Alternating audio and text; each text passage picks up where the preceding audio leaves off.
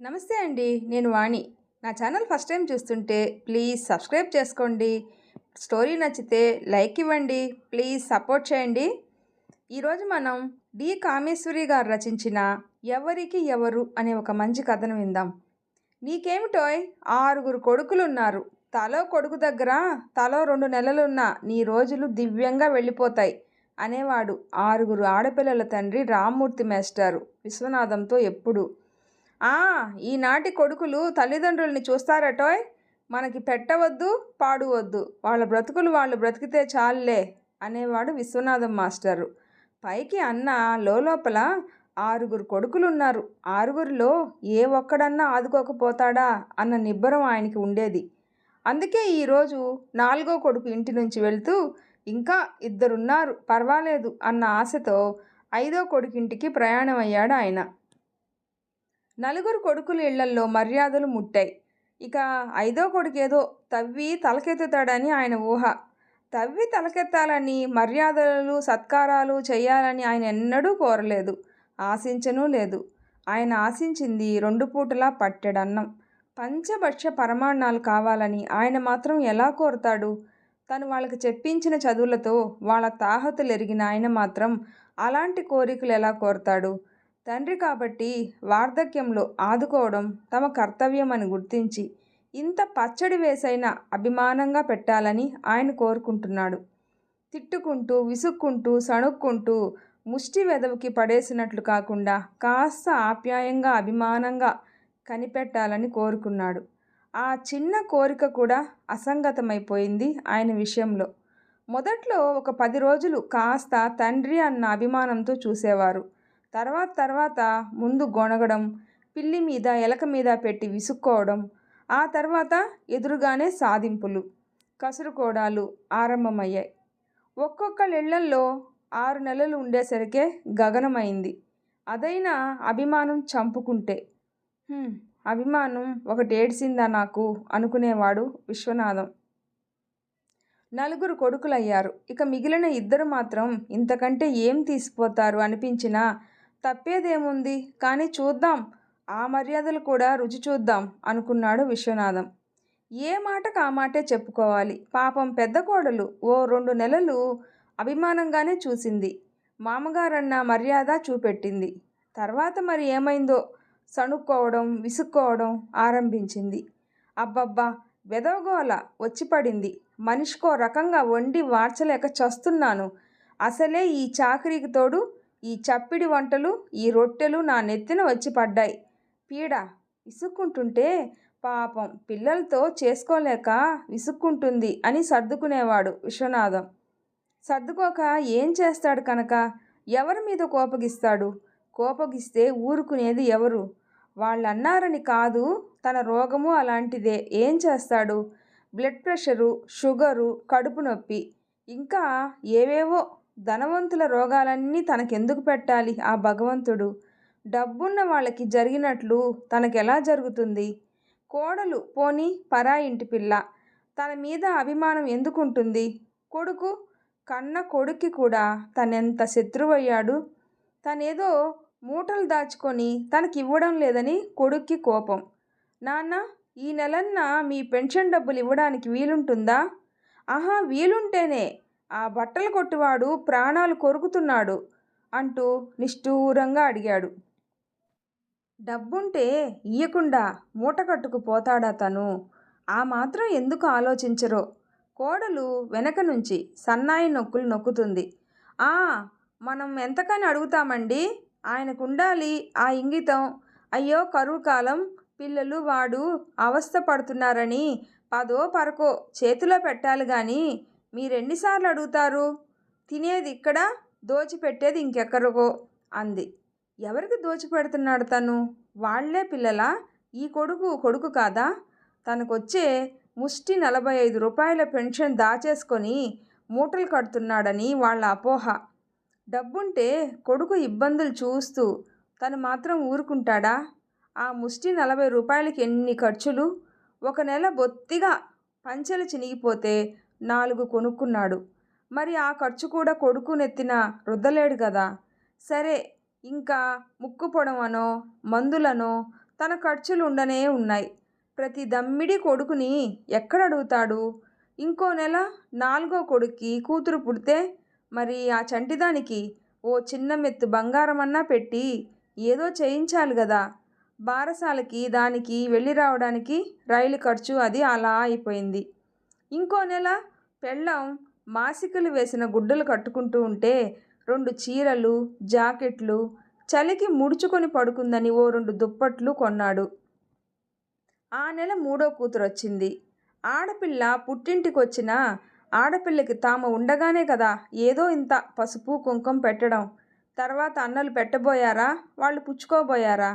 దానికి చీర రవిక పిల్లల చేతుల్లో 10 రూపాయలు పెట్టేసరికి ఆ నెల పెన్షన్ డబ్బు కాస్త హరించింది. ఇంకో నెల ఏమైనా సరే కొడుక్కి ఇవ్వాలని అనుకున్నాడు. కానీ అనుకోని ఖర్చు నెత్తిన పడితే తనేం చేస్తాడు? కళ్ళజోడు గూట్లో పెట్టింది కాస్త 4 ఏళ్ల మనవరాలు లాగి పడేసింది. చిన్న ముండ ఏం చేస్తాడు? జోడు లేకపోతే కళ్ళు కనపడి చావాయే. కొత్తది కొనుక్కున్నాడు. ఇలాగే 6 నెలల నుంచి అయిపోయింది. నిజమే, ఇంట్లో ఉన్నాడు. డబ్బు చాలక ఇబ్బంది పడుతున్నారు. ఓ 10 15 చేతిలో పెడదామని తనకు మాత్రం లేదు. ఏం చేస్తాడు? ఖర్చులు అలా వచ్చాయి. ఏ వేళకి వాళ్ళకి అన్నీ జరిపించాలి గదా. ఈ మాత్రం అర్థం చేసుకోకుండా కొడుకు కూడా అలా మాట్లాడడం కష్టం కలిగించింది.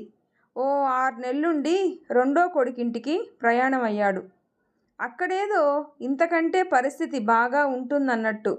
తీరా అక్కడికి వెళ్ళగానే పెద్ద కోడలే ఎంత నయమో తెలియవచ్చింది. పెద్ద కోడలు ఓ 2 నెలలైనా గౌరవంగా చూసింది.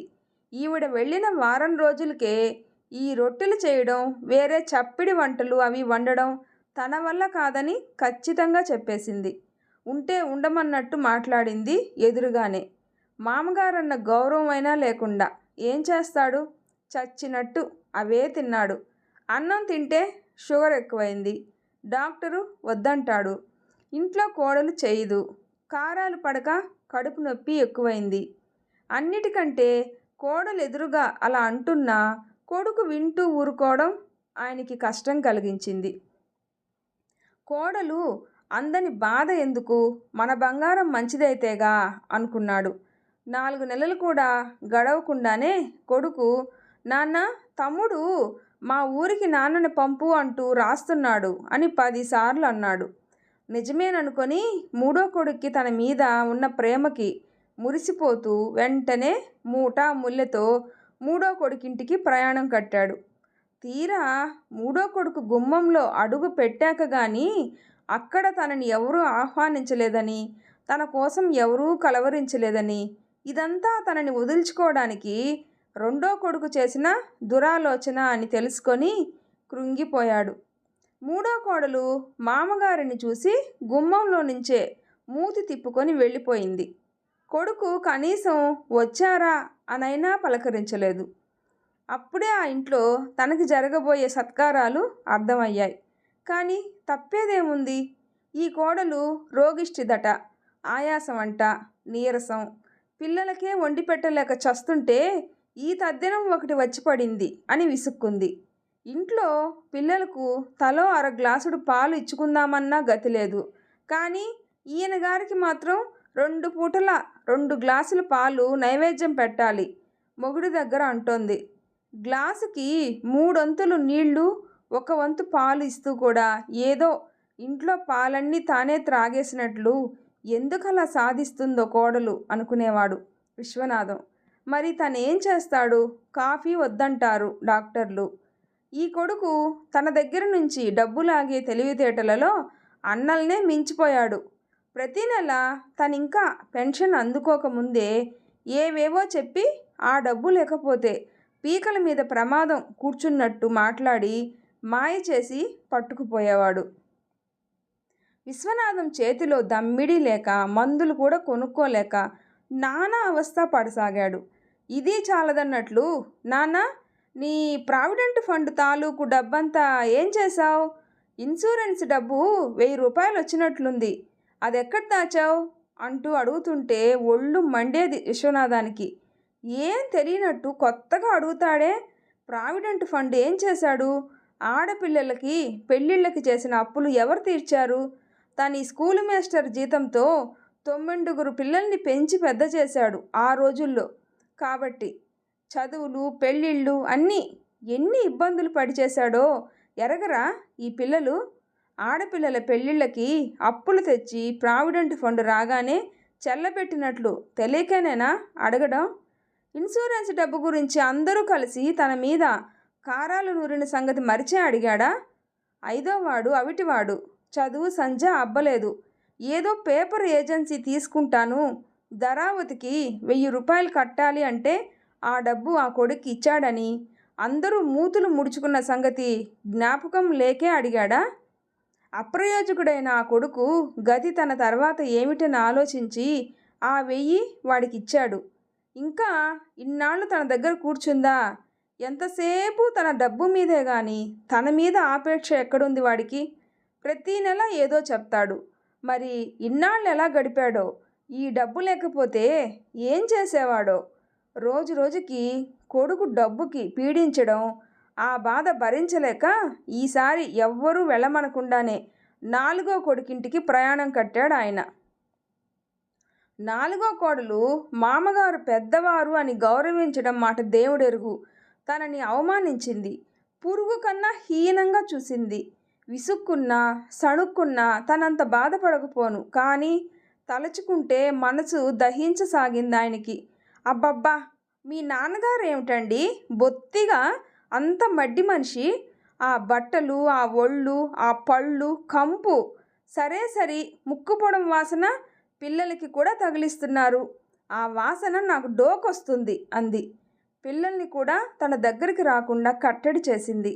ఇంకోసారి వర్షం వస్తుంటే ఎండేసుకున్న పంచె కోడలు ఎలాగూ తీయదని తెలిసి తనే వచ్చాడు తీసుకోటానికి. తను బట్టలు తీసుకొని మామగారి పంచె ఓ కర్ర పుల్లతో తీస్తుంది. ఎంతో నొచ్చుకున్నాడాయన. తనంత అంటరానివాడా? తన పంచె పుల్లతో తీస్తుంది, తన విస్తరి చేత్తో ఎత్తకుండా చీపురుతో తోసేస్తుంది. అంత ఏహ్యంగా ఉన్నాడా తను? ఎంత అభిమానం చంపుకొని కొడుకు పంచ చేరినా అంత హీనస్థితిని భరించలేక 3 నెలలు కూడా నిండకుండానే 5వ కొడుకింటికి బయలుదేరాడు. ఆ ఇద్దరిళ్లల్లో మర్యాదలు రుచి చూస్తే అనుభవం పూర్తవుతుందనుకున్నాడు ఆయన. 5వ కోడలు మామగారిని ఏదన్నా అనడానికి అశక్తురాలు కనుక ఊరుకుందో లేక స్వతహాగా మంచిదో కానీ మామగారిని అభిమానంగానే చూసింది. 5వ కొడుకు కూడా మిగతా వారికన్నా భిన్నంగా ఆప్యాయంగానే చూశాడు తండ్రిని. కొడుకు అవిటివాడు, కోడలు మోగది. అవును, అవిటివాడికి మంచి పిల్ల ఎక్కడ దొరుకుతుంది? ఏదో వాళ్ళ బ్రతుకులు వాళ్ళు బ్రతుకుతున్నారు. కోడలు ఇష్టం లేకపోతే మాట రాకపోయినా చేతుల ద్వారా చూపించవచ్చు అయిష్టత. కానీ అలాంటిదేం కనపడలేదు విశ్వనాథానికి. అక్కడున్న 6 నెలల్లో కాస్త ప్రశాంతంగా ఏ పోరు లేకుండా ఉన్నాననుకునేసరికి కోడలు నెలల నిండి పుట్టింటికి వెళ్ళవలసి రావడంతో మళ్ళీ స్థానభ్రష్టత తప్పలేదు ఆయనకి. 6వ కోడలు రిక్షా దిగుతుండగానే మొహం చిట్లించుకుంది. ఆవిడేనా అక్కగార్లకి తీసిపోయింది? తను ఏం తీసిపోదని నెల రోజులకే నిరూపించుకుంది. అబ్బా, ఇదో గొడవ వచ్చి పడింది నెత్తి మీదకి. ఎక్కడికి ఫ్రీగా వెళ్ళడానికి లేకుండా ఈ ముసలాయన ఒకడు పీకల మీదకి అంటుంది. తనేమన్నా వాళ్ళని సినిమాలకి వెళ్ళొద్దన్నాడా? షికార్లకు వెళ్ళొద్దన్నాడా? పిల్లల సరదాలని అర్థం చేసుకోలేని మూర్ఖుడా? అక్కడికి కోడలు సినిమాలకి వెళ్ళినప్పుడు పాలు పోయించుకోమని, ఆ అన్నం దింపేయమని పురమాయించి వెళ్తుంటే తను కాదన్నాడా? మరి ఇంకా ఎందుకో ఈ నిష్ఠూరం? ఈ మాత్రానికి అయితే ఇంత బాధపడకపోను. ఒకరోజు కొడుకుతో తను వింటున్నాడని తెలిసినా అంటోంది కోడలు. మన దేశంలోనే ఇలా ఈ ముసలాళ్ళు కొడుకులు ఇళ్ళు పట్టుకొని వేలాడ్డం, అమ్మ నాన్న అంటూ ఎవ్వరూ పై దేశాల్లో ఇళ్లల్లోకే చేరదీరు. అక్కడ ఎవరి దారి వారిదే హాయిగా ఉంటారు, చీకు చింత లేకుండా. మన దేశంలోనే ఈ దిక్కుమాలిన అలవాట్లు ఆచారాలును. పై దేశాల్లో ఒకళ్ళ మీద ఒకరు ఆధారపడరు. అంతగా డబ్బు లేని వాళ్ళైతే అలాంటి వాళ్ళని చూడటానికి ఆశ్రమాలు లాంటివి ఉంటాయట. చదువుకున్న కోడలు కదా అంటే మిగతా వాళ్ళకంటే స్కూల్ ఫైనల్ పాస్ అయ్యి ఉద్యోగం కూడా వెలిగిస్తోందిగా. మరి దేశ దేశాల ఆచారాలేమిటో తెలుసు ఆవిడికి. వింటున్న విశ్వనాథం నవ్వుకున్నాడు. విదేశాల దాకా ఎందుకు, మన దేశం మాత్రం అంతకంటే ఏం తీసిపోయింది? ఇంకా అక్కడ తనలాంటి వారిని ఆదుకోవడానికి ఓల్డేజ్ హోమ్స్ ఉన్నాయి. ఇక్కడ అలాంటివి లేకుండానే తల్లిదండ్రుల్ని ఇంట్లోంచి తరిమేస్తున్నారు. తేడా అంతే. ఏం పిల్లలు, ఎందుకు వచ్చిన వ్యర్థమైన ఆశలు వాళ్ళ మీద? రెక్కలు రాగానే ఎవరికి వారే అయ్యే పశుపక్షాదులకి, బుద్ధెరిగిన మనుషులకి ఏం తేడా ఉంది? తేడా లేకయే. రెక్కలు వచ్చిన పక్షుల గురించి తల్లి తండ్రి బాధపడవు, వాటి గురించి యావ ఉండదు. కానీ మనుషులు అంత తేలిగ్గా కన్న సంతానం మీద వాళ్ళు ఎలాంటి వారైనా మమతానురాగాలు వదులుకోలేరు. అదే తేడా మనిషికి పశువులకి అనుకున్నాడు విశ్వనాథం. 6 కొడుకులు అయ్యారు.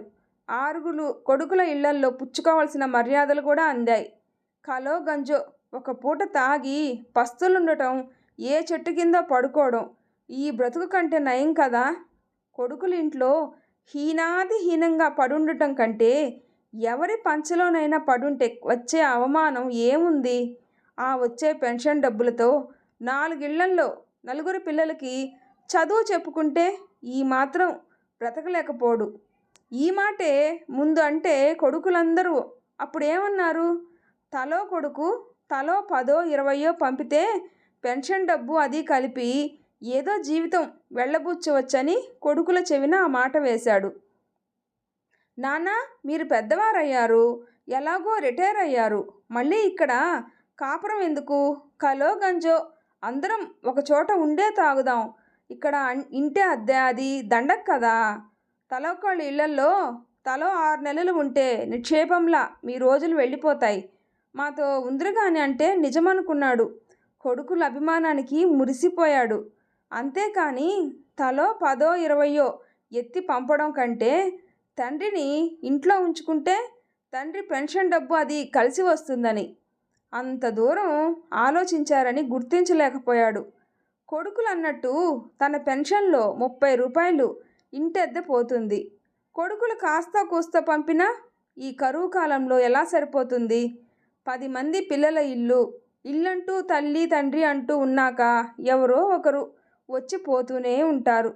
సరే, ఆడపిల్లలు రావడం పోవడం, అల్లుళ్ళు కోడళ్ళు మనవలు ముద్దు ముచ్చట్లు ఉన్నంతలో ఎవరి వేళకి వాళ్ళకి జరపాల్సిందే కదా. వీటన్నింటికి డబ్బు ఎక్కడి నుంచి వస్తుంది? తనక బ్లడ్ ప్రెషరు, గుండె దడ, 4 ఇళ్లల్లో పిల్లలకి చదువు చెప్దామన్నా ఇవన్నీ ఆలోచించి కొడుకులు చెప్పిన దానికి ఆమోదించాడు. కానీ తన డబ్బు కోసం, తమ తల్లి చాకిరీ కోసం ఆశపడ్డారు తప్ప తల్లి తండ్రి అన్న అభిమానం ఎక్కడుంది? బాగా తెలిసి వచ్చింది ఆయనకి. భార్య గుర్తురాగానే ఆయన మనసు బాధగా మూలిగింది. తన భార్య వాళ్ళ తల్లిని ప్రతి వాళ్ళు వంటలక్క కంటే కనా కష్టంగా ఉపయోగించుకుంటున్నారు. పాపం అది నోరెత్తకుండా కొడుకుల ఇళ్లల్లో చాకిరీ చేస్తుంది. ఎన్నాళ్ళైంది భార్యను చూసి? 1 నెల ఏమన్నా కలిసి ఉన్నారేమో పెద్ద కొడుకు ఇంటికి వెళ్ళాక, అంతే. అప్పటినుంచి ఒక కోడలికి పురిటి రోజులని, ఇంకో మనవడి అన్నప్రాసనని, ఇంకొక కోడలికి వేవిళ్ళని, ఇంకో మనవరాలు సమర్థాడిందని, ఇంకో పిల్లాడికి బారసాలని, మనవరాలి పెళ్ళని, ఇలా ఎవరికి కావలసినప్పుడు వాళ్ళు తల్లిని పిలిపించుకొని ఆవిడ శక్తిని పూర్తిగా వినియోగించుకుంటున్నారు వాళ్ళ అవసరాల కోసం. వాళ్ళ దృష్టిలో ఆవిడ ఒక పని మనిషి. అంతేకాక తల్లి తండ్రి ఇద్దరిని ఒక్కరే భరించడం కష్టం అని చెరొకరిని తలా ఒకరు వంతుల ప్రకారం పంచుకున్నారు. అదేదో సినిమాలో లాగా. తను తన భార్య 4 ఇళ్లల్లో ముష్టెత్తుకొనైనా ఇంతకన్నా బాగా బ్రతకవచ్చు. కనీసం ఒకే చోట పడుండి ఒకరికొకరు తోడు నీడుగా ఉండొచ్చు.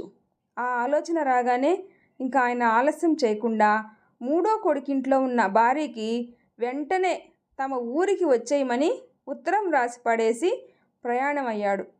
భార్యను చూస్తూనే ఆయన కళ్ళు చెమ్మగిల్లాయి. పార్వతి, నీకు నేను, నాకు నువ్వు తప్ప మనకెవ్వరూ లేరు. ఈ పిల్లలు, ఈ ఆశలు, మమకారాలు అన్నీ ఉత్తమే పార్వతి. ఈనాటి నుంచి మనం ఎవరికీ లేం. మళ్ళీ మన ఇద్దరమే కొత్త జీవితం ఆరంభించాలి పార్వతి. ముందులాగా మనకెవరూ లేరు పార్వతి, ఎవరూ లేరు. భార్య చేయి పట్టుకొని ఏదో గొణిగాడాయన. భార్యని సత్రంలో ఉంచి గృహాన్వేషార్థం బయలుదేరే ముందు మళ్ళీ అన్నారు, పార్వతి, నీకు నేను, నాకు నువ్వు తప్ప ఎవరున్నారు మనకు? పార్వతమ్మకి ఆయన అన్నది అర్థం కాకపోయినా కొడుకుల ఇంట్లో విసిగిన ఆమె మనసు ఆ మాటలు నిజమంది. ఈ లోకంలో ఎవరికి ఎవరు ఉండరు, ఎవరికి వారే అన్న సత్యం విశ్వనాథానికి తెలియదా? ఆయన ఇల్లు వెతుక్కుని వచ్చేసరికి నిద్రపోతున్న పార్వతమ్మ మరి ఆ నిద్ర నుంచి ఇంకా లేవదని ఆయనకి ముందే తెలుసుంటే ఆ మాట అంత నిబ్బరంగా అని ఉండేవాడే కాదేమో. ఇంత మంచి కథను అందించిన కామేశ్వరి గారికి హృదయపూర్వక ధన్యవాదాలు. ఈ స్టోరీ నచ్చితే ప్లీజ్ లైక్ చేసి షేర్ చేయండి, సబ్స్క్రైబ్ చేసుకోండి. స్టోరీ ఎలా ఉందో తప్పకుండా కామెంట్ చేయండి. Thanks for watching.